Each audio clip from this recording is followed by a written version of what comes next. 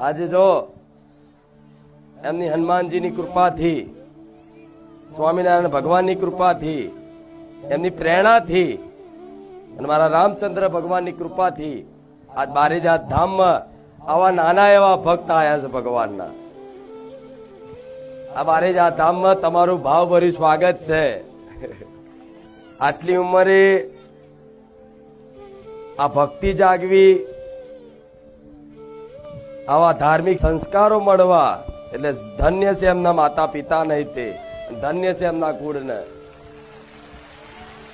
આધ્યાત્મિક જ્ઞાન તો ખરું, ભક્તિ તો ખરી, જોડે શિક્ષણ પણ ચાલુ છે ને.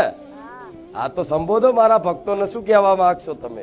કે જુદી જ તાસીર છે આ ધરાની, કે જુદી જ તાસીર છે આ ધરાની. અહીંયા મહાભારત વાવો ને તો ગીતા નીકળે.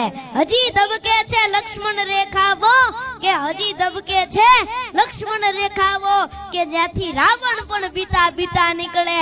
અને હજી કોઈ જનક બની ખેડ કરવા નીકળે તો હજી આ ધરતી માંથી સીતા નીકળે.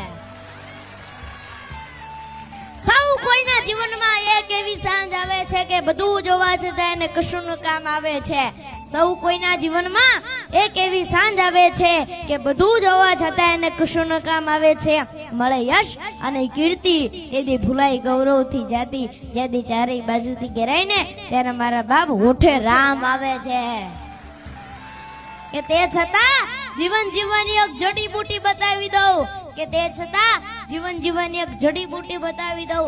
કારણ કે જ્યારે દુનિયામાં બધું કામ ન આવે, દવા કામ ન આવે ને ત્યારે કોકની દુઆઓ કામ લાગે છે. कि जो सर फिरे होते हैं इतिहास उन्हीं की लिखती है, समझदार तो लोग सिर्फ उनके बारे में पढ़ते हैं. परख अगर हीरे की करनी है तो अंधेरे का इंतजार करो, वरना धूप में तो कांच के टुकड़े भी चमकती है. सच्चे इंसान और हिम्मत वाले की परीक्षा तो मुश्किलों में भी होती है. मार्ग सीधा नहीं था, बहुत कठिन था. અને હનુમાનજીને જેટલી રામમાં પ્રીતિ, ભક્તિ અને ભરોસો હતો એટલો બીજાને નતો. કારણ કે જેટલો ભરોસો મોટો ને એટલો ભગતય મોટો. કે શું છે આપણા ગુજરાતમાં, કે આપણા ગુજરાતમાં શું છે? આપણા ગુજરાતની અંદર તો એક જ આપણું ખૂંખાર મેલડીનું બારેજાત ધામ છે. બોલો રામ રામ, બોલો ખૂંખાર મેલડી માત કી, બોलिए मेलडी मात की, रामचंद्र भगवान की जय. जय श्री राम.